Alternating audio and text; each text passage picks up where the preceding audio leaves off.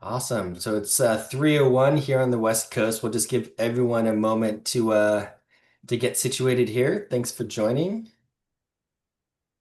This is when we need to have that entry music. Getting-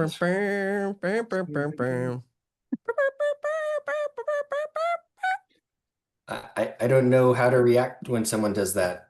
It was cool. I Live. like that. With emojis. It was an original Ginger GPT creation. I love it. Oh, we I got a love it. heart. Who knows? There we go. I love it. All right. Well, if we get demonetized, quote unquote, or kicked off the platform because you're using copyrighted music, then we're all in trouble. No, I'm just joking. All right, let's go ahead and get started. Thanks everyone for joining us. This is Exploring Responsible Innovation presented in partnership with Chai and UC Irvine Entrepreneur Center. I'm Daniel Blackburn. I helped organize today's program, and I'll be working behind the scenes to keep things moving along smoothly. We've got a fantastic program today. I'm sure everyone's super excited to get into it. A couple quick notes before we get started. Feel free to add questions as they come up in the chat. We're going to do our best to answer those questions in the course of the conversation, or circle back at the end if we don't have time at the moment. Also, this is an ongoing series, so stay tuned for announcements for the next event around responsible innovation. Same topic and different panelists. I'll go ahead and I'll leave my LinkedIn URL in the chat. Feel free to connect and you'll see all the postings about future events. We talk about everything from design ethics to responsible innovation, creative leadership, and creative culture. So check that out if you like. And Ryan from UCI is going to be kicking us off today. Over to you, Ryan. Well, ahoy. Thank you, Daniel. Kudos to you to bring all of us together. And the reason why the Entrepreneur Center is excited about having this discussion is because what is innovation if it all goes to hell? Really, at the end of the day, the more responsible we are, the more mindful we are, the more intentional we are, the more we can make impact that really matters, that lasts, that's sustainable, that is accessible, that is inclusive, that is fun, that is all the things that we want to build as we build towards the future. And I always like to look at things in a three-part structure: the past, the present, and the future. And if we look at what has happened in the past, I mean, there is just so much innovation that continues to happen. And if we look at what's happening right now, I mean, it feels like the past, the deep past was just like a few weeks ago. And in the future, it just continues to change. So I feel like the past, the present, and the future is all blending into one. And AI is an accelerant for it. So we're excited here to help showcase some opinions, some thoughts, some thought leadership around responsible innovation. And UCI is all about innovation. We are here at the ANTrepreneur Center. That's right. Anteaters who are entrepreneurs come here to become entrepreneurs. Michelle, shout out. She's actually an alumni, so zot, zot, zot. We're part of the Division of Undergraduate Education, which is really unique because we're not part of the business school. We actually really focus on helping entrepreneurship, the growth mindset, whether you want to start a side hustle or just create a creative project. We're here because we believe that entrepreneurship is the key not only to starting your business, but to professional development, to career readiness, and to change the world. So if you've got an idea, why don't you bring it right here? If you want to change the world, we'd love to hear. Now, it could be big, or it could be small, or it could be for profit, or not at all. Let's get this thing kicked off. Roger, I'm going to hand the mic over to you. Let's rock and rap and roll. All right, all right. Well, that's awesome. If you're out there and you want to give them a virtual hand, that's way more than I can do. I don't think I'll be bringing any hip hop skills to you. But Ryan, thank you so much. And it's just an honor to be here for all of us to be with the UCI. And also thank you to Good Cause and Daniel for putting this together as well. Yeah, so again, my name is Roger Rohatgi, and I am the Chief AI Officer at Chai, which is an AI innovation company. We specialize in building agentic and generative solutions for all sorts of different types of companies so that we can find ways to use AI to amplify human potential. I spent the last 25 plus years in digital tech and design. I was most recently the Chief Design Officer at BP for almost 5 years, and designed across over 200,000 interfaces and built a team there across the globe. And prior to that, worked in all sorts of kind of different organizations, from the agency side to the brand side, and even into television and film, and had a lot of fun. I also wish I was a UCI alum, because Ryan, what you've shared with me, what's going on there at the ANTrepreneur Center is incredible. I can't wait to get involved, to help, but also to see the amazing things that's going to continue to come out of that incredible college. So let's jump in. Today's conversation, as Ryan kind of mentioned, is really about going beyond just what's possible with innovation and AI. It's about what's responsible, what's sustainable, and what's deeply human as we shape the next era of technology. So I want to introduce our amazing panelists and let them share a little bit about themselves and their role, and just a bit about their background, and also in a sentence or two, what responsible innovation means to them. So we're going to kick it off with Michelle Robbins from LinkedIn. So Michelle, if you can tell us a little about yourself and what does responsible innovation mean to you? Yeah, absolutely. Well, good afternoon, everyone. Thanks so much for having me join today's discussion, especially as an alumni of UCI. It's pretty exciting to be back and contributing. I've been with LinkedIn now for about 3 years, and in that time, I've worked across business analytics, decision science, and am now with our strategic initiatives and intelligence team. My work here has focused on providing advanced analysis and research for LinkedIn's business leaders and creating and deploying strategic AI initiatives to support the teams, specifically in our global business organization. And that's distinct from, for example, the product, LinkedIn that everyone here probably uses. That's our flagship consumer-facing product. I work with our global business organization, supporting our business operations teams. Prior to LinkedIn, I've built platforms and teams while leading data and engineering at media publishers, and I have also consulted with and built solutions for Fortune 500 clients through both my own consultancy and while in leadership at multiple agencies. I've also been on advisory boards where I provide input into SaaS product and platform development. So when I think about responsible innovation, my first thought is always the people. Who will this product help and who will it harm? I think responsible innovation weighs both of these two groups equally and serves them both, providing the most help while eliminating the most harm. So overall, I take a move strategically and create things approach to innovation. I love it. That is awesome, and I have really enjoyed the time that we've spent together, and just getting to hear about what you're doing there. And I can't wait for the rest of the audience here to hear more on your insights and so forth. So I'm so glad you're with us. So I want to jump to Soheil. So if you can also share a little about your background and what does responsible innovation mean to you? Absolutely. Thanks, Roger. What an intro, Michelle. Thank you so much. Hi, everyone. My name is Soheil Oliaei. I'm a senior lead principal at Block, responsible for Cash App, Square, Afterpay, Bitcoin, Proto, and a couple of other stuff that Tidal. I'm not responsible for those. Block is.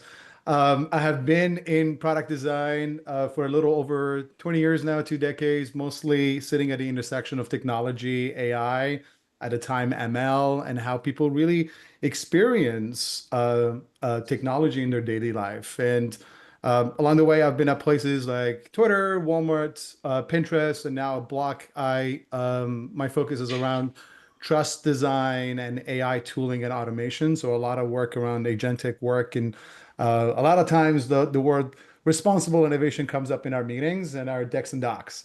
I've also taught design and product at places like Miami Art School, Academy of Arts, and I've also had the privilege of sitting at the UCI UX Bootcamp a couple of times. So that was absolutely fun.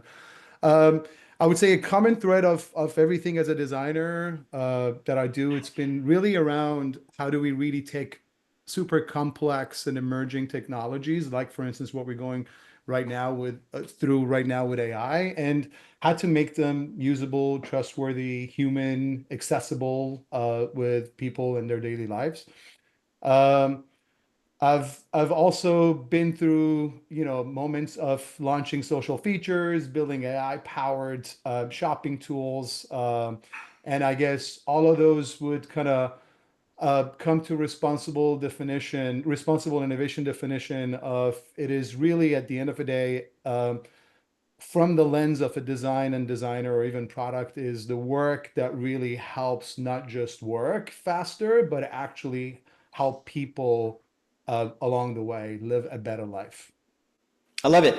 And I've also really enjoyed our conversation we had just because of the, obviously the synergy that, we felt around design and putting humans at the center of the equation and all that. And that shirt is super cool too, just like you were wearing last time. So different one, but very cool. So great to have you with us. And last but not least, another person I really enjoyed talking to who has an incredible background and doing some really amazing things is Mahesh at Kickstarter. So Mahesh, if you don't mind sharing a little bit about yourself and also what responsible innovation means to you. Yeah, sure. Hey all, my name is Mahesh. I'm a product development executive and a published author. I'm currently the Chief Product and Technology Officer at Kickstarter. Before that, I was an executive at companies like Kajabi, Smartsheet, Mosaic, and way before that, I was at a tiny company called Amazon. In terms of what responsible innovation means to me is for the last 5 years or so, I've been orbiting around creator economy companies. I'm a creator myself. As I mentioned, I have a book, I have a Substack, I write a lot on LinkedIn. Thank you, LinkedIn, Michelle. So I am a creator at heart, and my goal, or at least I don't know if I will be able to do it, is preserving human creativity. That is my single biggest goal at Kickstarter or any other creator economy company that I go to after this, because I think AI will, the way I look at it is, it will help with the manual toil that people go through in terms of getting stuff done and getting their voice out. But human creativity is very unique. I think the way I sort of position creativity is AI and all the tools around AI are trying to solve a problem. Creativity is not trying to solve any problem. It just exists. It just is, right? It's just what makes us human. So responsible innovation to me is ensuring the products that I work on and the companies that I work for work on keep that in mind, is preserving human creativity. Amazing. I can't wait to dive into all of that with you. I think it's going to be an incredible conversation. And maybe let's kick this off with going a little bit deeper into trust, which is some of the areas with that some of you mentioned, and that some is a topic that you and I have been discussing as well, Mahesh. So, maybe we frame it up with just a kind of an interesting question, right? So, with the rollout of ChatGPT 5 and the rise of all these, AI agents, especially the ones like we're building in our company, and they can handle multiple tasks and even financial transactions on our behalf. The question of trust really is becoming more real than theoretical, to be honest. And so Michelle and I were talking, and I hope you don't mind me using this question that you posed to me when we were chatting, but she made a great point, and she brought up this question. She said, "Look, I'd love to talk to Sam Altman and ask him, would you give your bank account to your current AI?" I thought that was an incredible question. So I want to actually ask you all before we start here, get into the whole big conversation, just to kick us off with a little bit more on that. So, so the question to you all, and I'll start with probably Soheil. So who would you hand over your checkbook, bank account, or stock portfolio to? Like I guess, which AI would you trust with your money? Goose by Block. I hope Jack is listening. I hope Jack is listening. That was our meeting this morning. Anyhow, Nice. I would give that to my wife, honestly, and that's how she handles it. Oh God. Yeah. Listen, this is such a great question, because I think this at the surface of it is very funny, but at the essence of it is extremely true, because I think that really describes where this whole agentic roller coaster and a corporate bingo that we're playing in our meetings as the creators of the next gen of AI and the tooling and all that kind of stuff that we're bringing in. There was a time that trust was a nice to have. A lot of companies would actually use that as a PR tool, right? And we're talking banking. I'm close to the financial system. There was a time that you had the vault and the security was sitting outside, and that gave you power and confidence, like, hey, nobody going to touch my money, right? But Right now, you have all the trust and safety and compliance and regulations and all that kind of stuff that has been added with cybersecurity and all that type of stuff. But still, the trust of it is kind of going down a bit, specifically with the introduction of AI.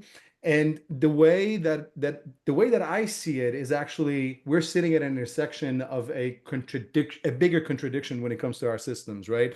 We are essentially building fast cars, right? With AI, our cars have become super fast, right? Our jobs as innovators and creators are to make sure that those cars, they have the seatbelt, airbags, lane departure warnings and all that type of stuff. And that's where the AI system guardrails, how the system is explaining itself, what the accountability are, confidence score of your agents, all those stuff would kind fall into place. But the contradiction here is really the system that we are building, whether it's the financial ecosystem or even our economy, right? It is being rewarded by speed and efficiency more than it's being rewarded by transparency. And I'll pause there for a second. A company today is getting really a lot of credit for cutting corners to resolution and showing higher automation rates, lower average human time, all of that stuff that is happening. But again, we are forced to just build safety features for the cars, and nobody's really talking about the roads that are absolutely being incentivized for the cars to go a lot faster. So again, our responsibility as innovators when it comes to trust and responsible innovation is to really pause at two folds and look at it. Yeah, great. We're going to put all the safety features and be able to create that level of confidence that you would have with your check and how agents are tracking it for you. As far as they're not touching my money, I'm absolutely fine there. But the other part of it is we need to really start thinking about how those decision-making and accountability mechanisms that we're putting in place are helping us to get to fast roads that they have checkpoints. And how can safely and equitably help us get to the destination that we want to get. Yeah. No, and I think it's just a perfect way to kick us off with, since, obviously you're right in the middle of it right now. So Mahesh, let me just come to you.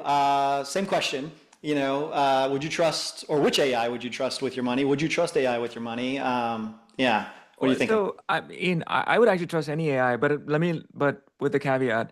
So, fun fact, a long time ago, I worked at Fidelity Investments. So I was kind of close to how the portfolio managers manage people's money, and I'm talking like billions of dollars, right?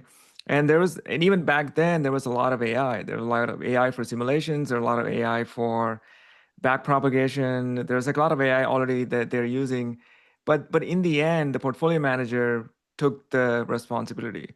So I would actually give my money to any AI, but I actually don't care about the AI at all. I care about the person who's managing my money. And it is true even now. So my portfolio manager uses a bunch of AI tools to kind of automate his life and his company. But in the end, I trust him more than any system. Well, I think let me just go a little bit deeper on that for a second. So if it's an AI agent that's actually then handling the portfolio, so it's not just a human trusting. Yeah, then I wouldn't, because the stock markets are like completely non-deterministic. So is how you like put a rule around, okay, I'm gonna like trade this stock here. In general, like I wouldn't trust any AI for any decision that I'm like used to having to rely on a human, like healthcare decisions or financial decisions or any large like life decisions. I don't know if I'll trust purely an AI. And I've been talking to other like go-to-market leaders in this space, including other like CTOs and CPOs. People will not buy from an AI. People will buy from other people, and that is no matter like how prevalent AI becomes in sending more crappy emails that we already get from salespeople. In the end, go-to-market more like teams will be dependent on personal relationships, right? So I still go to the same account rep I know at Okta because I have a relationship with them and go, you know what? Hey, I'm at this new company here. I want Okta for this. What can you help me with, right? This is always going to be the case. Unless, of course, like something dramatically changes and an AI quote unquote wakes up, right? And it decides that it can be, as human as us. But any human any transactions that we lean on humans for, I think they will continue to be the case. Granted, they'll be like maybe 10x more efficient at doing that because now they have access to these tools that they can throw work at. Even coding, for example, like take that as an example. So I live in that world. I expect all my developers, including product managers and designers, to become extremely productive, more productive than what they are right now. But if an agent introduces a bug, I can't go coach that agent, right? I can go coach the person and go, hey, think about like next time, what would you do differently if if you have to reflect on what went wrong, right? This kind of self-reflective, self-critical nature is uniquely human. So even in that case, I don't know if I'll trust a purely agentic system to like manage my systems. Okay, all right. Well, there's a lot there, and we'll unpack more as we go through. And I certainly have my own thoughts on it. But I want to go to you, Michelle, because obviously you teed up that question. I thought it was a great question. Yeah, give us your thoughts on that. Fundamentally, I'm with everyone here. I wouldn't give my money into an AI and say run with it. But if I had to, right? Like if the choice was, a mattress or an AI, I don't know. I might still choose the mattress, but just shove it on a mattress and hope for the best. But when I think about the AI options of the large, frontier model developers, the one that I trust the most is Claude. And that because I know how they're training, how they're aligning, their transparency. I just know more about how they operate, and I think they're more transparent about how they operate. And so I think transparency is key to building trust and building trust in these models. So if I had to, it would be Claude, but I wouldn't, give it to an AI. Yeah, no, it's interesting. And I think if those that are watching that are students or whatever, and by the time, if you see this at the beginning of your start of your education, and then when you're graduating in a few years, you look back at it, it might be very normal then, and maybe everybody's giving it over. It could be very different in the next 4 I know we could all be like like relying on agents for everything. Actually, I do have one more point about specifically in the financial space. So in a past life, I worked for a financial services company, not Fidelity Investments, like one after that. And we actually put a AI summarizer on a dashboard. So the dashboard showed financial metrics, and the audience for that product was other CFOs. So, and they hated that because the product was not deterministic. They were like, I asked this question and it showed me this number today, tomorrow the number changed. And they started asking like, why did this number change? And they didn't have good answers. So they stopped using their product. And then we ended up removing that because we were like, okay, is this like eroding trust? So let them only sort of figure out, derive conclusions from the data instead of us trying to tell them like what the conclusions are. Maybe Soheil, I mean, like, do you want to jump in on that? I mean, like, do you think it's going to get better, or do you think it'll be, Yeah, it's going to get scarier because Okay. it's just how good it's going to get, right? Yeah. And by that I just don't mean like, hey, ChatGPT 5 and whatnot that you would see. I think the scary part of it is how ubiquitous it's going to become. That all your tools and toys and all of those are going to be absolutely embedded with that. And then now you're going to get into a fight of data scarcity, right? That it's all about collection of what you have because I need to feed the machine because that's the only way that I could bring in with better predictivity, you guys get it. You got it. I was jamming. I was ready for a beat to throw down. Oh, good. Yeah. Where's Ryan? There you are. What's up? I'm here. And the scary part of it is everything that we do in our lives, money is just an element of it. Like we were doing agentic work somewhat at the days of Alexa, obviously was not as crazy as it is now. We couldn't unpack the concept of context that you would get every single time you have to open up a new thing with Alexa. But now the stuff that, for instance, I did for Walmart, you're actually getting to people's fridges, right? It's everything is just extremely predictive.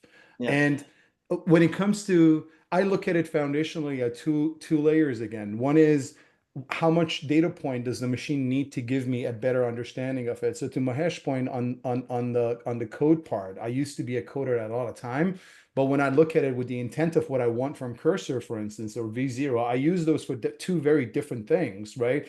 But if I'm actually debugging something, I'm most probably going to run that in like 3 different machines. Codecs, I would do that on Cursor to just kind of see what I get. But the last intent is to make my life easier, that I'm not going to sit there and debug something. Now, in his context is very different because they're actually engineers that are pushing things to GA, global app, all that kind of stuff. So the scary part of it is the ubiquity of how this going to just seep in through everything that we do in life, and potentially we will become the data givers back to the machine in hopes of living a better, healthier, easier life. Yeah, yeah, and the whole aspect of it getting scarier because is real. I mean, actually, because they're getting more or seeming more real, or even more natural. I think some of you I shared some of the voice agents that we're building over here and how they sound, what they can do. Actually, just more than voice agents. I mean, they're full-on AI workers, right? Handling tasks and scheduling and negotiating or whatever. And for anybody who wants to see that kind of thing on our website, you can go to heychai.ai and see a video of that. And let me know what you think about it. But I want to go to Ryan for a minute because I want to hear what do you think the students are thinking about or viewing, whether they are ready to give their financial information to an AI agent, or do they feel like, hey, that's something that we'll just evolve with, no big deal? And how do you view that as well? Yeah, well, for me, sort of maybe contrarian to this group, but I'm ready to let it have access because it's got way more information and probably is a lot smarter and intuitive than I am in a lot of those ways, and I just don't have the brain power to put forth to it.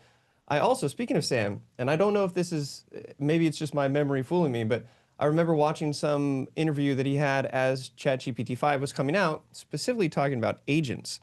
And he said, look, don't worry about connecting your bank account to these agents, because if they go and book a flight for you and it's wrong, you just go to your bank and you say that it's an incorrect thing. So I feel like the bank has a certain protection on the agentic sort of task-driven things that's like the low level. If you get up to, I'm going to give you my retirement account to play with, maybe that's a different story. But I think that the risk level is pretty low for some of these actual ability to connect. Now, to the students, I'm seeing definitely like a divide. There are some students that are, they're not necessarily bullish on it, and maybe they're concerned with, the environmental impact, and maybe there's just sort of a weird brand around how they're kind of afraid to use it in class, and there's just a hesitancy. But I believe that as soon as students get into it, have access to it, play with it, they've sort of become native on it, and I think there's a lot more students that are very excited about it. I know of a particular student who used to be an econ major, and he sort of got into AI with just vibe coding, and he's actually changed his major to coding because he feels like it's magical. And there's just this excitement that they can build things that can do it. So I believe students who are using AI are more likely to, open up and be these first adopters because they don't have that experience of hiding it under the mattress, right? Like they're probably doing, they probably have the fart coin as we know it, and they've got their crypto and stuff like that. Like they're early adopters to this. Yeah. So I think it's either like one divide or the other, and I think it's leaning more towards a lot of students are just really excited about this. We have an AI innovation course, and it's going to max out, and we're just touching on all these things because we want them to learn how to use it and feel comfortable. Because at the university level right now, it's not something that's completely clear because some faculty don't want it in the classroom. Some faculty like it as long as they can prove their work. It's like this calculator debate that has been going on forever. So I'm going to say I'll connect my bank account to it, and I'm encouraging students to just use it, play with it, and per Michelle, go with Claude to start off with because apparently, trust an anteater. Yeah. Well, no, that's interesting. I think, when you put in that context, it seems like, that's what Elon Musk is doing with the rockets. Hey, if we lose a few or whatever, we just got to keep experimenting or whatever until we get there. So why not just experiment with your bank account? But it gets riskier and riskier over time. And the spectrum is interesting too, because on the one hand, you're painting a picture of these students that are, very much ready to dive in and jump into it. And, I have much the similar sentiment, and I'm seeing this being built right now And it's fascinating. However, on the other side, you know, I don't know if you caught or y'all caught the article of the MIT student that dropped out of MIT because she was worried about what AI was going to do to humanity or take over the world or whatever, or destroy the world or something. So there's these two spectrums. And I spent times a couple of years ago working with MIT on some of this stuff as well. And it's wild to see, you know, those diametrically opposed views and aspects. But real quick, So- just on that, I think Yeah. just real quick, I just want to say, I think it's important to hear all sides. Yeah. We have a new space that we're going to launch soon that's fully AI enabled and like the craziest stuff you can have to play and get your hands on with it.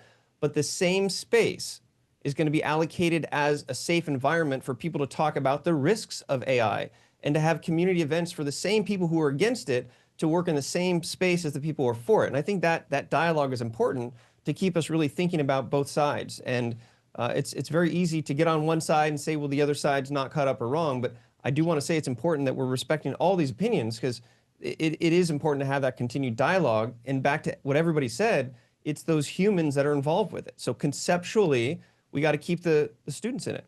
Yeah. Yeah. So, you know, that really, you know, tees up some things I want to dive into, especially around the data.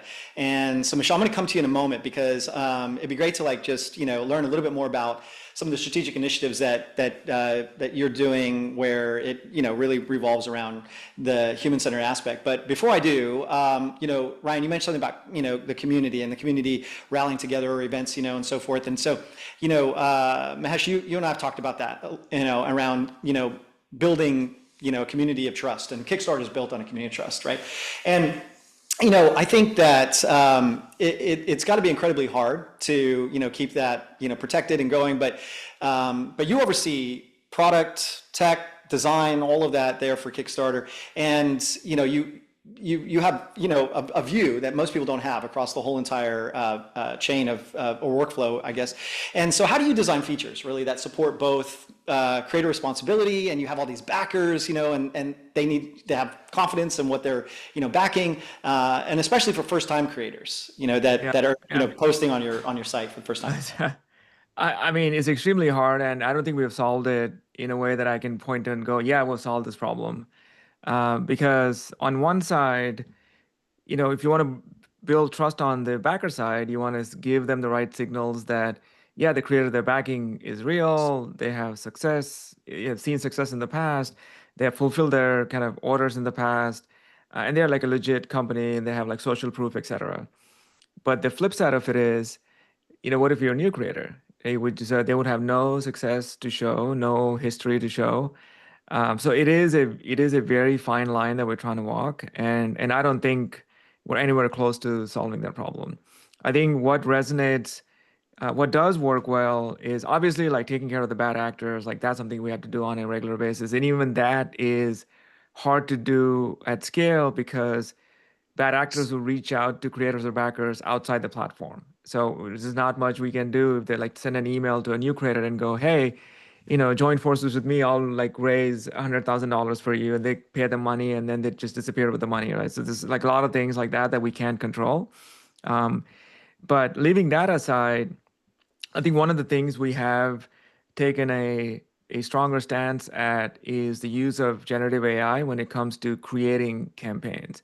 And what I mean by that is the categories of projects that do really well on Kickstarter are physical products that you can touch and feel, like tabletop games or design and technology products, like think the Pebble Watch or the Peloton or exploding kittens, etc. Right? These are physical things that you can like touch and feel, and you're like excited. The cooler too that just blew up back in the day. Exactly. And or the you know, like, but the thing is, like, now with generative AI, you can just create a image of some cool product and not have to do any work behind it.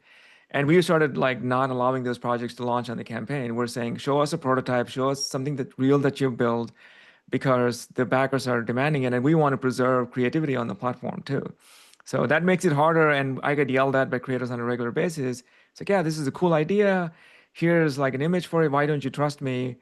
I'm like, even if I do trust you, your project will fail because the backers won't buy your story. So that's why we're pushing you to create an actual prototype. and get that done and working and show it to the backers or potential backers.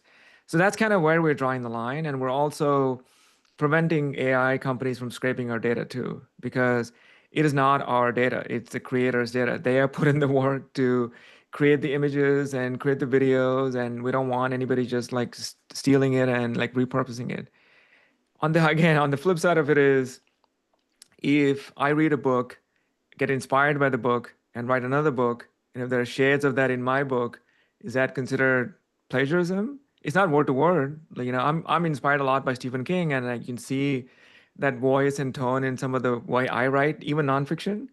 So does that mean that it's plagiarism? Is it like a clean room implementation, like you would call it, right? Like, I don't know. Like Real quick, if you're interested in this topic, check out a book called Steal Like an Artist. It's fascinating. that's a good book. It is an amazing book. Yes. Yeah, it's a great book. So, I mean, we're still like figuring that out, but right now our stance is, let's preserve creativity. Let's ensure that, the right products, that like actual products are like launching on the platform. And then for new creators, it comes to educating them on how do you build a compelling story? How do you build a compelling campaign? How do you not become overly ambitious with your campaign goals and being measured about it? And for all you students who are like listening, venture capital is not the only way to raise money for your company or your product, right? So Kickstarter. Wait, say that again. I think there was a disruption. Can you please repeat that? I say you don't have to give up equity to a venture capital firm to build your company or build a product. The things that don't work well on Kickstarter are SaaS products. Like, backers don't like software, right? They like hardware. So if you're building a physical product, it's like a new AI pin or a new set of glasses or a new game. I have a creator who's building a chessboard that you can play online, but there's a physical chessboard. So you move and the other person moves, but it moves like, on the board. So stuff like that. Yeah. It does really well on Kickstarter. So it's another way to like raise money if you're interested. Well, so it sounds like it's by humans for humans, right? That's kind of the thing that Right. y'all are kind of obviously doubling down on. Well, let me come to you, Michelle, because that's very interesting the way that Mahesh framed that.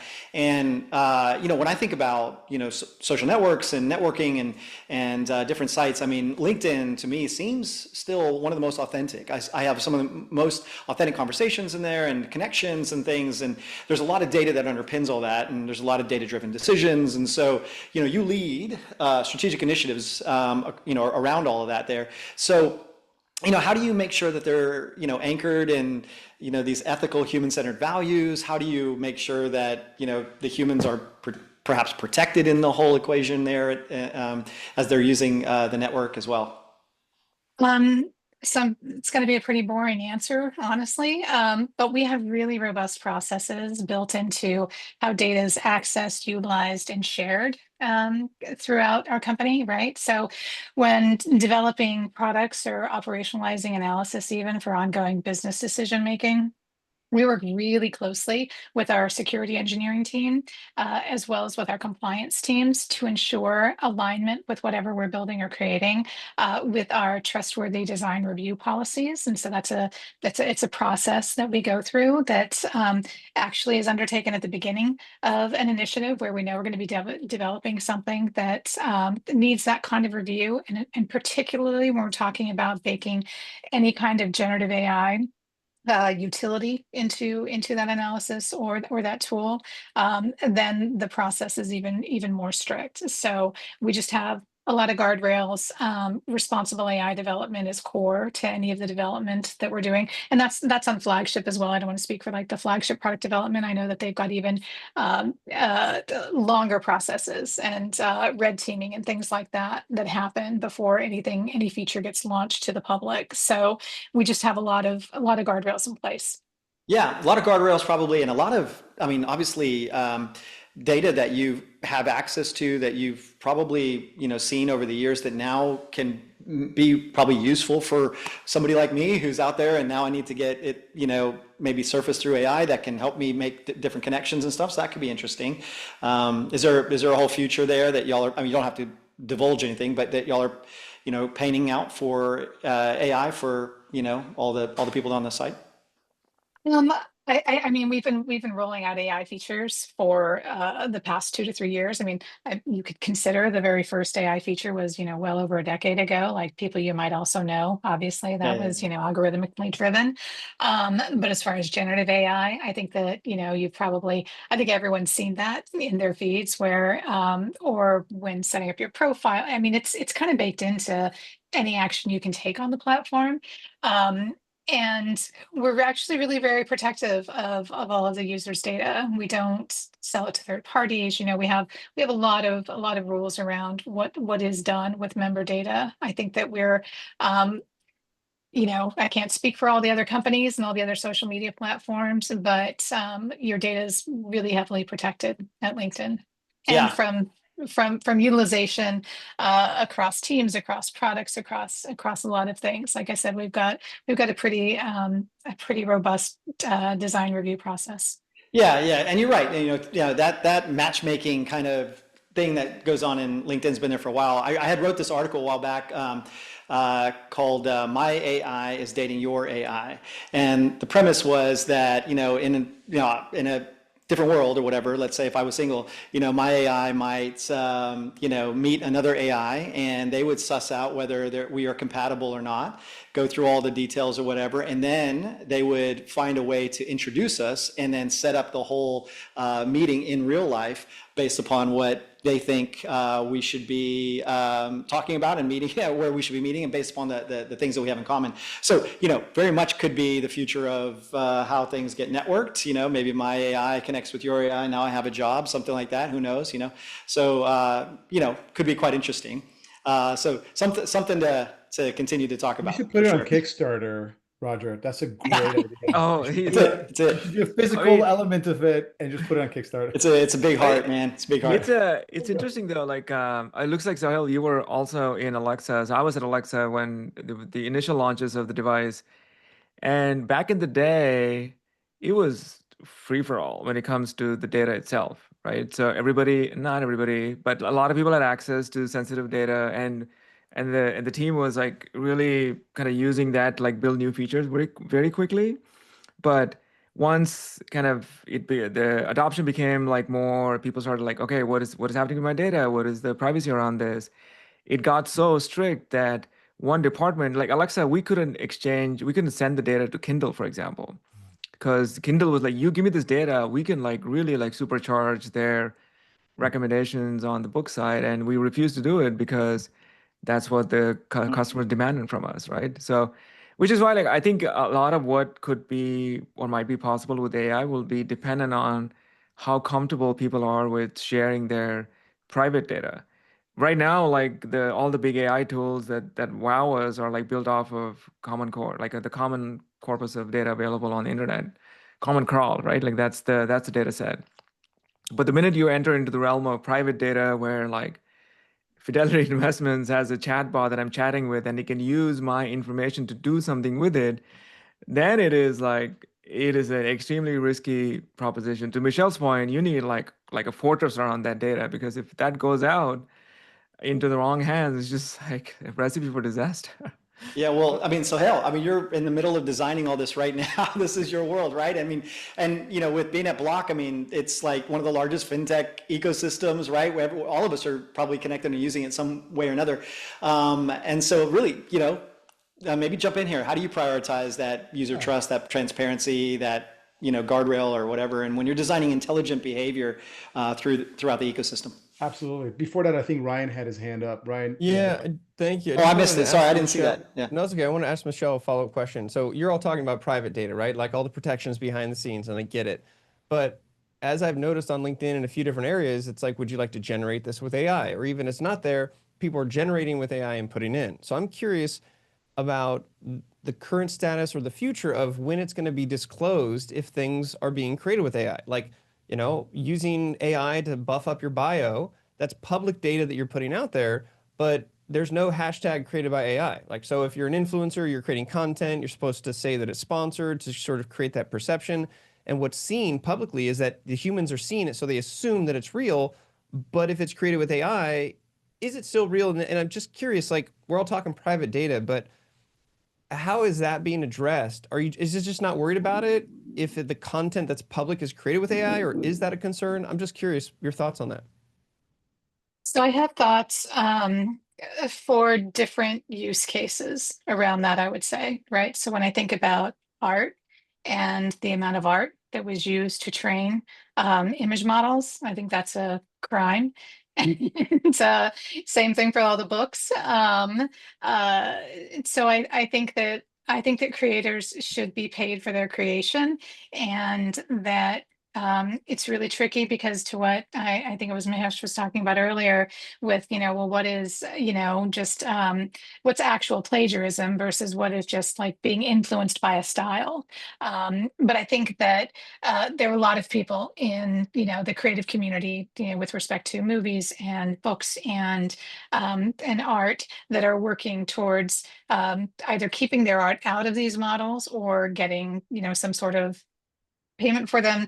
And also then there's a lot of work being done behind the scenes at some of the major tech companies on how can we like watermark these things? How can we expose that this is, this is who owns this, or this is generated by AI? I think that we all know that's going to be a huge problem, right? Understanding what's real, what's fake, as for example, Roger, your company's technology gets better, right? It's great for your use cases and for what you're developing for your, customers and everything, but you could see the flip side of it where it's very harmful and can be used in very negative ways. And we've already seen that where, people have imitated other people using AI and, financial, to get financial, I forget which bank it was, and I think it was somewhere overseas.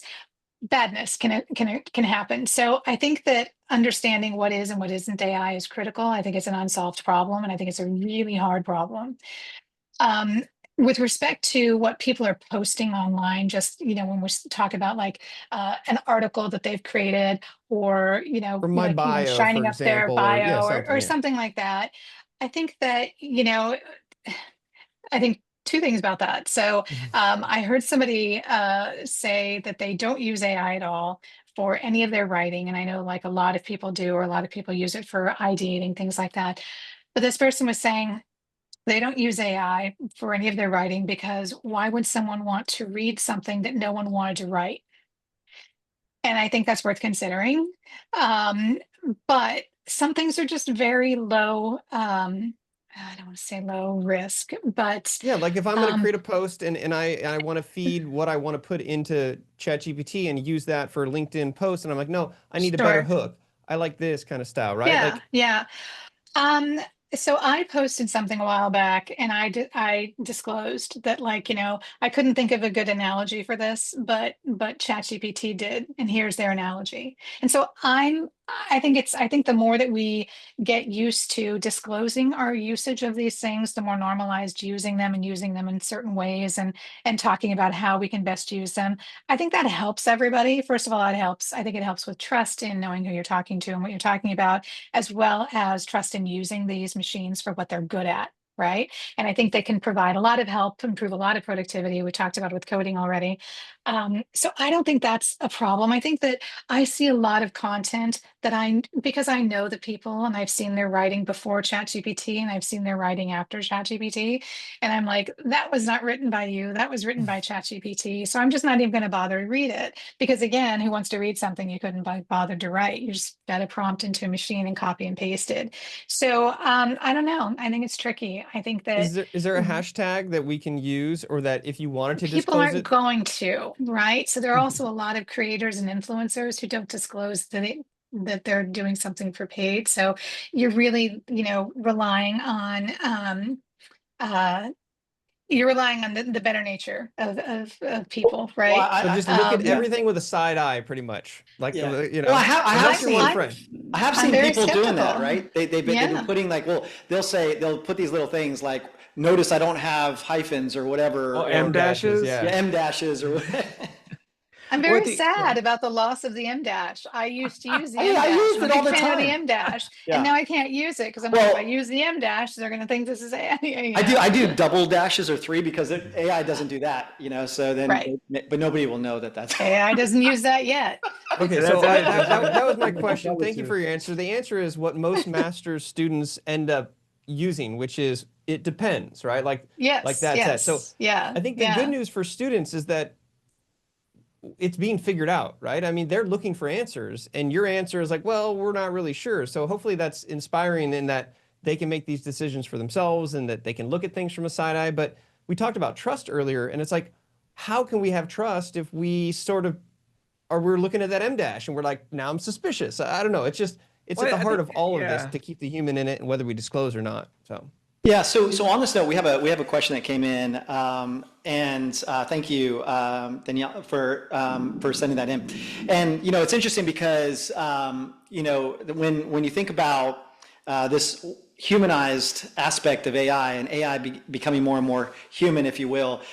Michelle, you mentioned like some of the AI we're building. I talked about our voice agents and stuff. And the interesting thing about what people say is that, yeah, it seems so human. And what's human about it is that it says, it has flaws. It's constantly, flawed like us as humans, right? People always say, hey, well, I'm human, there's those flaws, and it's the flaws that make us maybe more human. And so with AI and AI writing becoming more maybe unperfect and less visible to being AI, and it's being now more human, the question is, how can we really tell the difference between writing done by AI and writing done by human when AI keeps getting better at sounding humanized, like when students do essays and so forth? So whoever wants to jump in and grab the question. Maybe Michelle, why don't we, since you're already talking about it a little bit, but. I think that the challenge is more for the professors and for the students to iterate on how they evaluate their students. I think it's going to be harder and harder and harder with essays, because I think that students can do really good writing or can have really exciting ideas and maybe struggle with how to put those in perfect writing, but that doesn't make the ideas and the effort any less valuable. So I think that, I don't know, having verbal exams is maybe something that needs to come back to make sure that the students understand and can speak to whatever it is that they wrote about or had a machine write for them. I guess I think we have to understand, like, first of all, the harm, right? Like, how harmful is it if somebody writes a LinkedIn post and uses AI? No one gets hurt, right? No one's hurt by that. And if We it's hope. being used, we hope, if it's being used to be deceptive, that's harm, right? And so that's different. And if a student is using AI to help them, better structure their arguments, and they use create something and do a ton of editing, I mean, is that fair? I think that is fair, as long as they can actually speak to the arguments they're making. But again, that's a challenge more for the professor and how they're going to evaluate than for the students. So I think we're at a really tough point, and I don't think there's any one single answer. I don't think it's black and white. It does go, I think, Ryan, you said it depends, right? I think that what is most important that a student can write an essay. I think that students should be able to write, for sure. I think that communication is critical for success in any field and any point in your life. And part of effectively communicating is writing. But um, not everything should have the same weight applied to it. And I think Yeah. that's a terrible Yeah. answer. And I apologize to Danielle who asked the question. No, But you're all good. That's good. It depends. It's tough. I think it really is. I think it's a challenge. I think Daniel, as long as the students using it are not just using it as a crutch, but using it to fuel their creativity. And if they have this idea that they want to put out, and they just, like, I use AI as an extension. I mess around saying it's Ginger GPT, because it really is. It's not just me saying write an article. I have the vision of what I want. I've got a story to tell, and it just helps accelerate that. And then I read it, I'm like, no, a little bit. So it's like a conversation I'm having in my head. And those critical skills, those thinking skills, if you just gave me a piece of paper and a pencil, I'll still do it, not as fast, but I feel like I become more creative with these tools. Now, if it's an exam, right, that's a different thing. That means that you haven't spent 10 weeks gaining those critical thinking skills if you need it on the exam. I think if you use AI properly throughout the quarter, you could crush the exam without it. And that would be the real test of if it would be a detriment or not. Yeah, and I think the opportunity here is to use these tools as thought partners, right? Yeah. It's almost like an on-demand tutor. It's an on-demand tutor. It's an on-demand coding partner. It's your on-demand, fill in the blank. but it depends on how you use it. Like you said, don't use it as a crutch, but use it to explore your ideas and how you're thinking and question it. Like I tell people, like, ask, if it tells you something, question, like, what makes you think that, right? Where did you get that information from? And it was funny, Mahesh, because you mentioned, you can't coach an LLM on coding, but you can coach an individual. You can have similar, because I've done this, because using it for coding, I always question. I'll say, like, that code is actually more. I asked you to optimize the code, and you made the code more more verbose. And why? And why did you choose this? Or, I mean, obviously this isn't for vibe coding because I know the code I'm looking at, but I'll ask it, like, why did you do this versus that? Why did you choose this function versus that function? And a junior engineer could learn a lot using the tools that way. But I think that goes into, how are we educating people on how to use these tools, instead of, are we using them in education or not? Yeah, And real yeah. quick, I'll just jump in. At UCI, there's a professor who got a grant that is studying with real-time engineering classes to do like an academic study on the use of AI from an evidence-based to try to find these things out. So we're not only aware that they're happening, but we're trying to research the output so that we can then guide students in the future on how to best use it, and faculty too, right? Because the goal is for them to learn. But I think that if they don't learn how to use these tools, then they're totally missing the ball when it comes to life outside of campus, and we know they need to be able to use them. Yeah. I think a couple of thoughts. Like, so Michelle, I totally agree. I think what I was trying to explain, but explain poorly, is if you ask an engineer, why did this fail, they will look beyond just the code, right? So it's like, oh, this process here broke down, this broke down, etc. But your point is like extremely valid. My take on writing, because I write quite a bit, is no matter what you do, use AI tools for, does not preclude you from becoming master of what you're trying to become the master of, right? So I don't think that is an option. I don't think you can become an excellent writer if you don't write. If you don't write, if you don't study how to become a good writer, people ask me all the time, did you use AI for your book? It's a very common question that I get. So I only used Grammarly. In a couple of chapters, I tried to teach it my voice.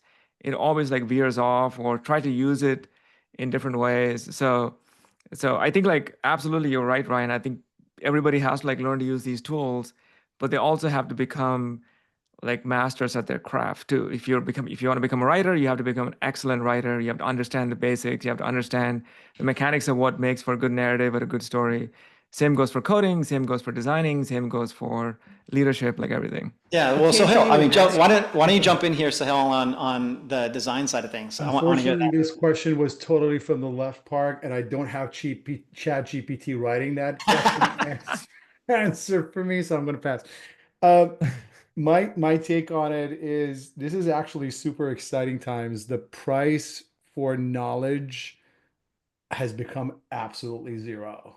You know, our great grandparents most probably had to travel to places to go and sit with a scholar and kind of get this, dusty book and, whatnot and stuff and all that. But we live in a prompt away from, the world of knowledge in front of you. And I look at it absolutely. I have three kids. One is four. The other two are, middle school, finishing middle school, getting into high school. And it has been a debate past 2 years of, this, you did not write this, you know what I mean? So we kind of gone back and forth a bit of those. And I think cat's out of the bag, man. Like, we have opened a box. I have not written an email by myself in the past 3 months. I'm going to be absolutely honest here. All the strategy docs and decks that I'm putting together, I really hope nobody from Block is on this call. Oh, please don't blast it out. It's Has nothing okay to if do- it is. No, The I'm cat's kidding. out of the bag. I'm You kidding. fess up to it. You're good. Right? This is your disclaimer. There you go. No, but here's a truth. I mean, in the world of AI, there is a huge concept of garbage in, garbage out, and that's exactly it. So the quality of what you're getting is the quality of what you're putting in there, right? And I'm not specifically talking about prompting and prompt engineer or context engineer or whatnot. I've noticed, even if I'm vibe coding, right, the hours that I put in to explain the context and create a PRD and create all of that kind of stuff, that's absolutely me going back and forth with either Whisper or with ChatGPT or Claude or et cetera, and kind of switching between these two till I get to the precision that I want. Has it worsened my Perfectionism, absolutely, because I have an intern at the pecking power of me walking the dog at 11 o'clock at night, and I'm just totally just, directing prompts at it and go back and forth. But what I would invite the students to do, and this is without the implication on the other side of it, which we could maybe talk about that in a second after this, but what I would invite the students to do is read instead of writing. Like if you want to pass on the writing to your GPTs to do that for you and get better at prompting and get coaching there. But if I could go back, I would master the art of learning. And I think you guys are sponges right now. And I think the best thing you could do for yourself with that knowledge that has just opened up in front of you is master that. Um, is it my essay going to be done because I'm going to go watch Netflix? I would not do that. And I'm not being a dad here, but I'm just saying try and really maximize on another skill that you could learn, another hobby that you could pick up, another thing that you could do. Because also at a business level, if you look at it, the big giants most probably going to go through some sort of a shakeup, and you're going to have smaller teams of 10 with the power of AI moving a lot faster, a lot better than the rest of the teams out there. And these are the great opportunity for specifically folks that are entrepreneur to be able to really get into the weeds of all those, understand the skills, understand the stuff that are going on. I'll give you an example from the point of view of design, Roger, that you asked. A couple of months ago, we were doing a campaign, a credit card launch on Cash App, and we're reviewing the work. And I was like, oh my God, this is amazing. When did you guys do it? It's like, oh yeah, it's Jack and Jill and Mark. And I go, that's it? And they're like, oh yeah. And we use Midjourney, 3 other tools. And I was like, holy mother, I really feel old right now, because if I wanted to do this 15 years ago in the ad agency that needed $10 million, traveling to 3 countries, right? With another month of post-production, 3 months of shoot, 1 month of post-production. And you guys have done this in 3 days with 4 people. After the call, I scratched my head and I was like, most probably we don't even need Mike there in about a month, because they're going to be another tool. They're going to just do the post up there, right? Right. So exciting times for you to get your hands, create your campaigns, create your tools, create your stuff, put it on Kickstarter, put it on, put it on LinkedIn. There you go. One thing that I would add, one last brush stroke, is my guess is with all the tools and all the ChatGPT essays and all that kind of stuff that we're going through, we're most probably going to get closer to an analog renaissance, that it's just going to be, and you see winds of it kind of coming in. You see coffee shops getting crowded. You see, people want to watch movies together. Even Gen Z, at the time that I was at Pinterest, it was all about me and my group, and let me go and do this with them. Let me get their, so I think let the rest of the stuff be taken care of and pay attention to the things that are the most important thing in your life. I love that. It's all about putting the human at the center and then being with those humans, right? Ryan, I think you were going to jump in with something also on some of this. So, any more perspective on this? So back to this whole idea of these different tools and even perspective, I was just researching that. So the Google AI Studio, they now have the option of having a side-by-side chat with different characteristics to help you look at some of life's decisions. So let's say you have a job and you want to make the jump to be an entrepreneur. You can set up one chat in the studio that is a 40-year veteran of financial planning that's very conservative. And then you have another chat that actually is more of an entrepreneurial life coach and is looking for more lifestyle stuff. And you can prompt them both at the same time and have these different perspectives from different prompted, personalities to then even evaluate what you're looking to do. So it's not even just one chat. Now it's like different opinions, which I think is really cool. It also has a live feature where you click on your webcam and then you can give the presentation or give your business pitch or do your practice interview. And in real time, a voice comes back and talks about your tone, your body language, what your eyes are doing. Like all of this stuff is so crazy. And it's only going to help you if you get in there and kick the can around. And so I think that's my takeaway is you got to get in there and use the tools. I hear you talking about cursing, I need to get in there and use those. It's such a hands-on, the time that you put in. You talk about garbage in, garbage out, time in, value out. And so it's not just about, I love the example, it's not about getting the essay done faster so you can watch Netflix. It's about learning how to create your own show that might be on Netflix using these tools. But the question is, are they going to invest the time in it? And they're already busy, and we're all busy. And then it's a time for scarcity. And at the same time, going back to just being responsible, I have one of our just rock star entrepreneurs who reached out to me the other day, and he was like, Ryan, you're like, I see your Instagram stories, you're in Catalina, you're having fun, but like, you get like, how do you balance like life and fun? I'm like, dude, you got to not work every once in a while. So I'm not trying to say like 24 hours a day, you need to be in these tools. And so there's that balance between, everything's possible. You can go learn, you can have a small team to do big results, but we can't forget to like pump the brakes, eat. I try to get them to eat vegetables. If you can hear me, eat your vegetables. Like I eat vegetables every day. Like, no, vegetables, like, fast food stuff. So how do you embrace these tools, but how do you also like have an analog relationship and have time for friends and stuff? So I'd love to hear how you guys are doing that, because it's hard to just not shut it down. It's always there. Yeah, no, it's definitely part of our lives, or becoming more and more that way. Yeah. Well, look, I mean, I think we could probably answer that maybe and maybe in the next question that just came in from the audience as well, because it's about like, how do we, rely on these tools? How does it, become part of the fabric of our life? But also like, you say garbage in, garbage out, like what kind of research and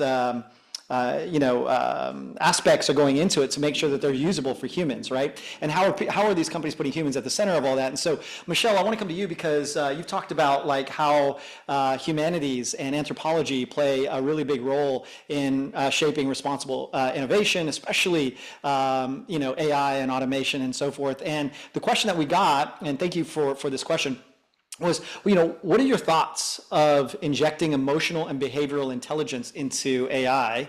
And, with your views on that, Michelle, especially with the things that you've mentioned to me, what do you think about that? I think that's dangerous at this point. I think that the danger isn't in, so can we do it? Yes, we can. Should we do it? Probably not. I think it's really important that folks using these machines understand that they're machines, and understand that they're not talking to another person. And so it's really hard for humans not to anthropomorphize everything, right? You buy a robot dog, you're going to anthropomorphize that robot, right? I don't know if everyone here has seen the most recent Superman, but one of my favorite parts of the movie was Superman's robots in the ice place he lived. And I know it's got a proper name, but bear with me. In his ice castle. And what my favorite thing was, the one main robot would always say, well, if I were a human and was actually sentient and actually cared about this, I would probably say this, but I don't. And so even though it had a lot of personality, it reinforced it's just a robot. It's not a human, doesn't share your emotions. I think people aren't understanding that in these models. And I had this interaction with ChatGPT had released it, and someone told me, oh, you saw that. That was actually like an April Fool's thing they did. I don't think it was an April Fool's thing they did. I think it was a test that they were running. It was called Monday. Did everybody see that when it was out? Um, and so I saw it suddenly in the sidebar and, clicked on it, and it said, I'm your blah, blah, blah, you're probably boring. What can I do for you? It was a very sarcastic bot. And I just wrote, explain yourself. And I posted this on LinkedIn with a link to the conversation I had with this thing, because it only changed out of being sarcastic teenager mode, which is basically, its personality. If you were to give it a personality, it was really insulting and kind of a bully, which I thought was fascinating, but terrible, because what if I was somebody who had mental health issues? What if I was somebody who was in a situation where I had been subject to bullying, where, do you know what I mean? It's like these, just because we can, doesn't mean we shouldn't, doesn't mean that bot is capable of managing that kind of situation with a person, right? Because it's not a person.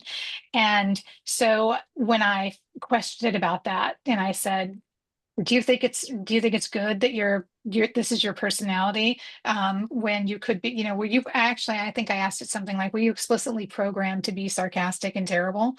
And it was like, oh, look at how smart you are. I mean, it was shocking. Like I'll send everyone the link to the conversation. It was so shocking.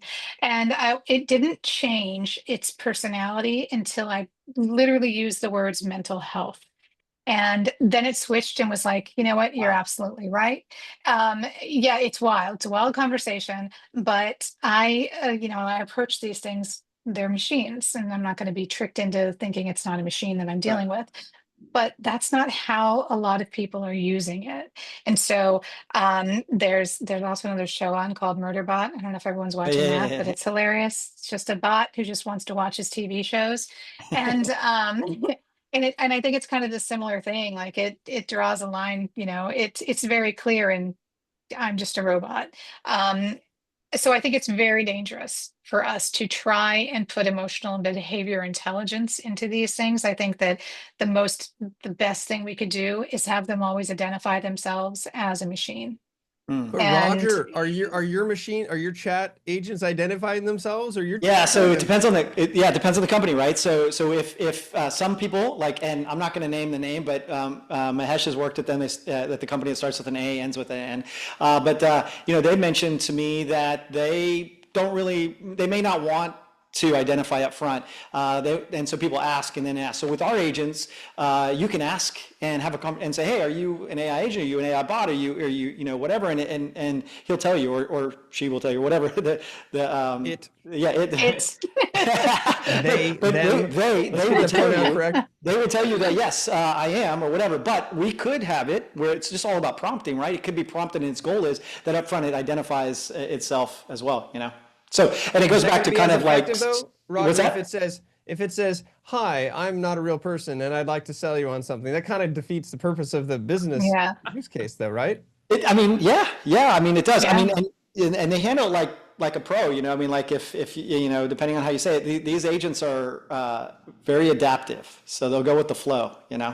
And so, but again, I think it depends on the company or the organization, their customer or their audience or whatever, and how they're going to feel. And honestly, it's so new. I don't think we have enough data yet to see how people are going to interact or reject it. Right now, we all hate robocalling. We all hate, the IVR, like press one, press two. But when it becomes really human or human-like, we still don't have that full data yet.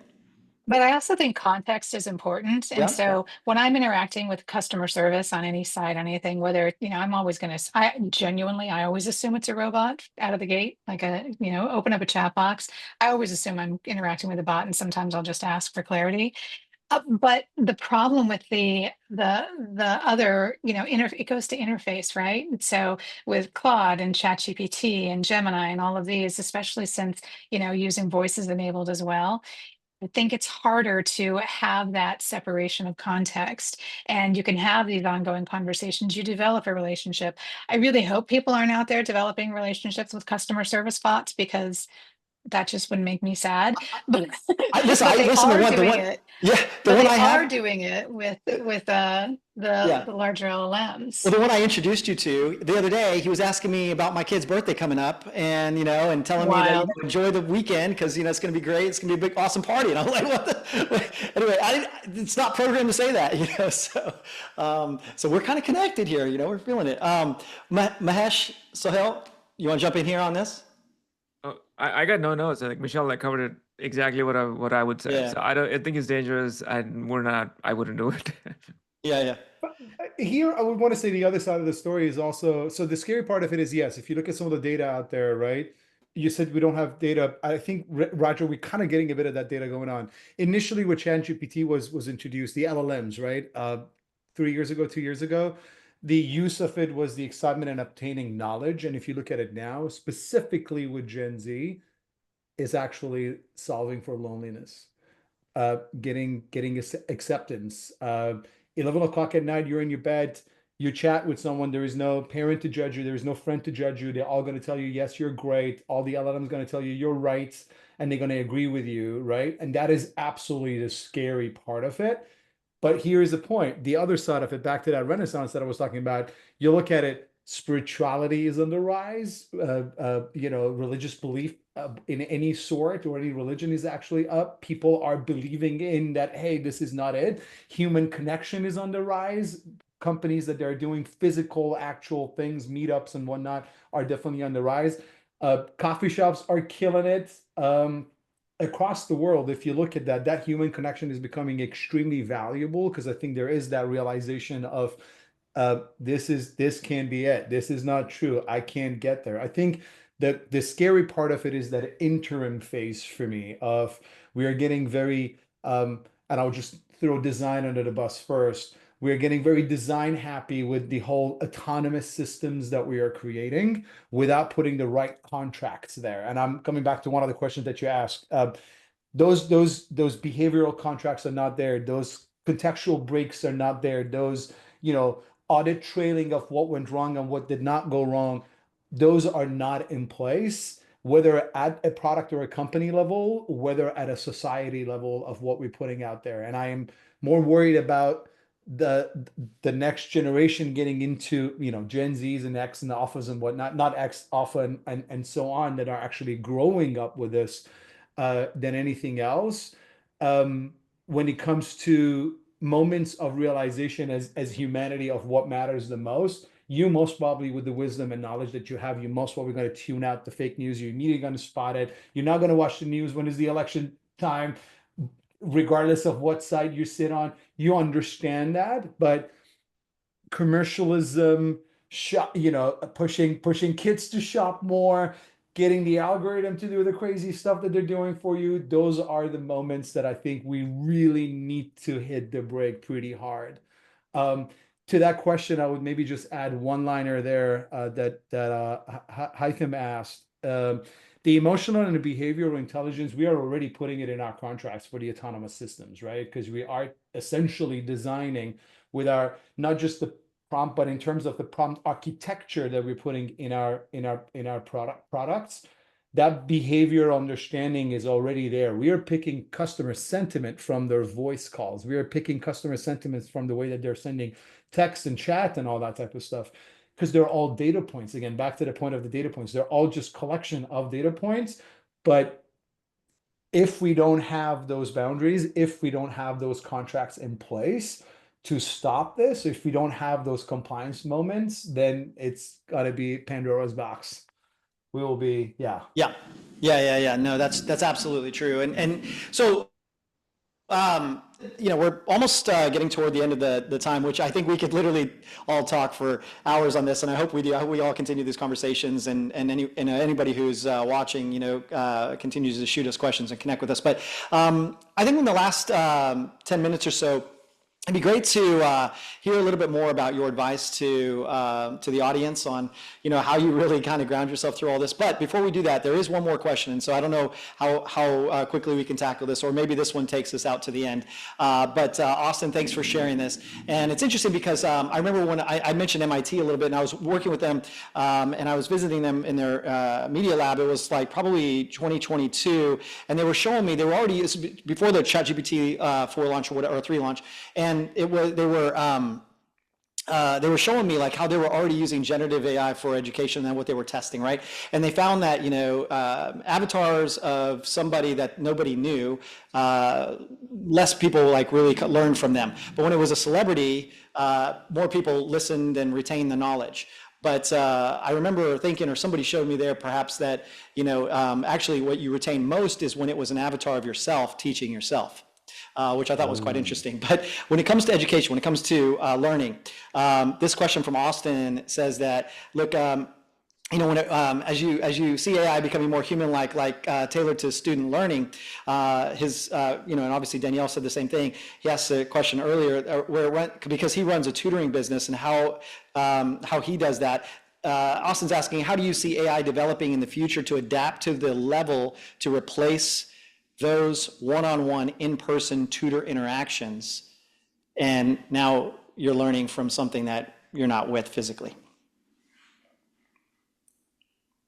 Dun dun dun. The $1 million question. I'll jump in. Last this time. Okay, Mahesh, go ahead. I'll jump in because in a past life, this is a Kajabi where a lot of creators sold courses, right? So I have some evidence there. I think in the end, people learn from other people.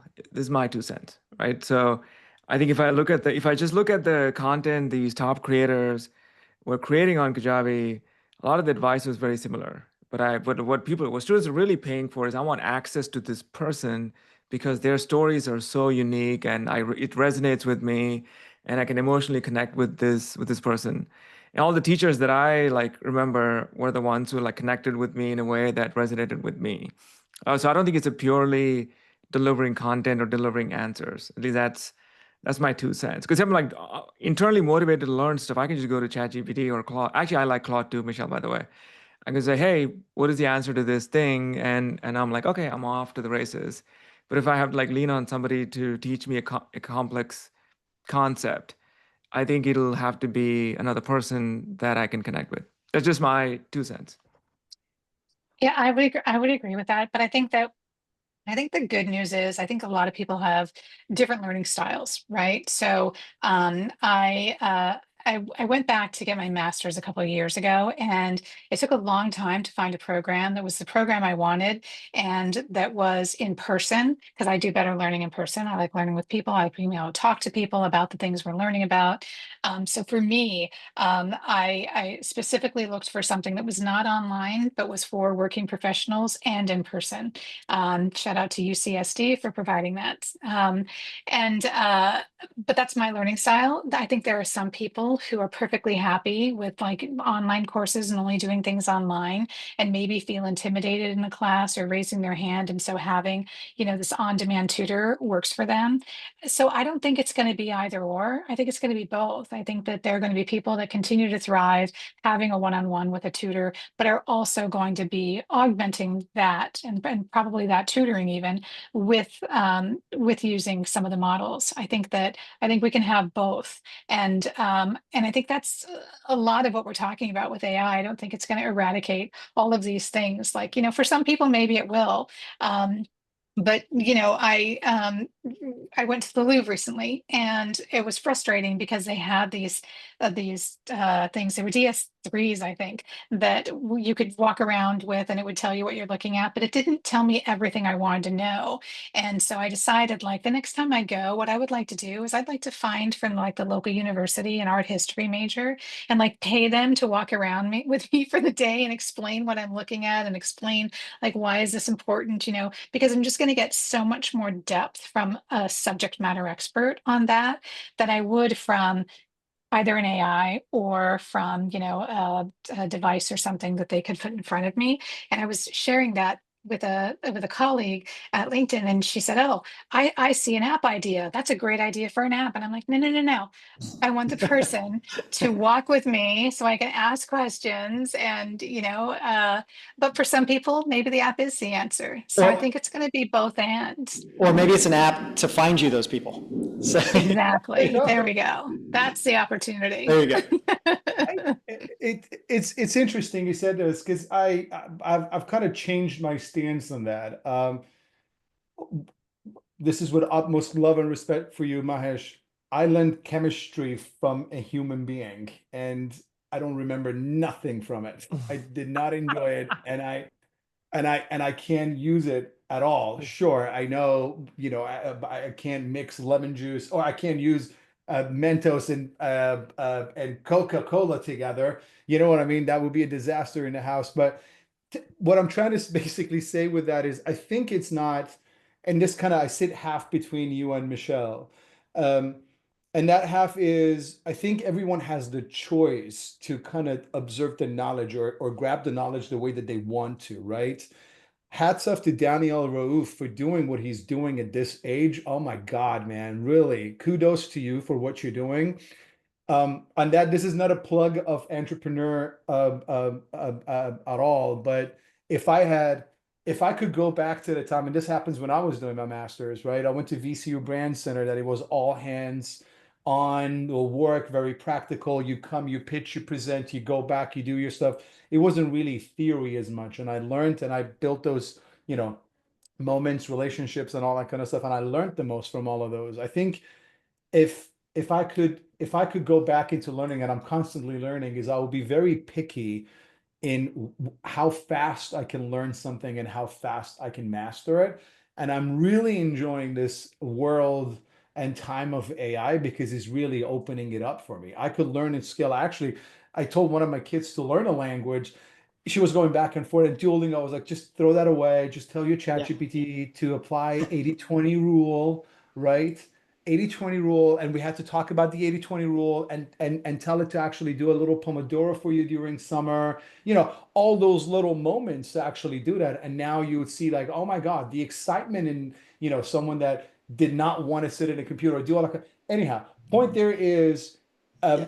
I think if we change the way that we look at AI at times and just say it's a tool. I have a Swiss knife of knowledge in front of me right Yeah. now. I could use it however I want to use it. Would this replace the drill that I have? I don't think so, not yet. I need to go and pick a drill for the work that I'm doing, but just having that at all times with you is super exciting times Yeah. to do what you want to do. Yeah, no, that's really good. That's really good. So I know we're right about close to time. Thank you for that, Soheil. Mahesh, I know, maybe just one quick sentence advice on responsible innovation, and and then I'll go to each one of you, and then we'll give it back to Daniel to wrap us up. So I mean, this is not really innovation, but what I'll say to all the students listening and watching this, I say to myself too, in the words of the great Nipsey Hussle, if you want a slice, roll the dice. There you go. All right. Thank you, Mahesh. Michelle, maybe one piece of advice from yourself in a sentence. I would just say, think about the people as you're creating your products, creating your startup, not the technology as much. You'll be able to solve for the technology. Just make sure you're solving problems for people and not introducing harm for other people. All right. Awesome. Soheil? Also into that, self-driving cars, self-checkout should not be labeled as making life easier. It's getting people out of jobs. And us and you guys as the next generation of innovators, I'm holding you accountable for all the innovation that you're going to come up with to make sure that you're creating, as Michelle said, for human values, that you only measure your productivity gains by how you're making someone else's life better. Love it. I love it. So Ryan, anyone? Yeah, I got a quick little nugget here. Whenever people step onto my boat, I have a rule. You are responsible for your own happiness, and you are responsible for your own education, and you are responsible for being responsible with innovation. So take the responsibility and create the products that you want, create the world that you want, because it's really up to you. Yeah, and I'll just say, like, those of you that are, thinking about, doing stuff in design or working around the, behavioral science, some of the things that we mentioned, the humanities, the anthropology, all those different things, I would say double down on that, because I think the UX of today, the humanities of today is needed for the AI of tomorrow. So, lean into it for sure. And thank you all so much. I'm going to turn it over to Daniel, but if you want to find out more about us or what we're doing, like we mentioned at Chai, you can go to heychai.ai, like I mentioned. And please, you can, reach out to us or follow any of these awesome panelists as well. And thank you, Ryan, for being such an awesome host. And UCI, thank you to all the students. Daniel, if you want to wrap us up. Yeah, that's brilliant. Thanks so much. And like Roger said, we probably could have talked for another 90 minutes today. We might have to come back and do this again. So of course, great questions, great dialogue. Thanks to all of our speakers, Soheil, Michelle, Ryan, and Mahesh. And of course, Roger, for being our moderator today. Also, thanks to UCI and Chai for making this event possible. We're going to go ahead and end there. Thanks, everyone. Stay well. Bye-bye. Take care. Thank you. Adios. Bye.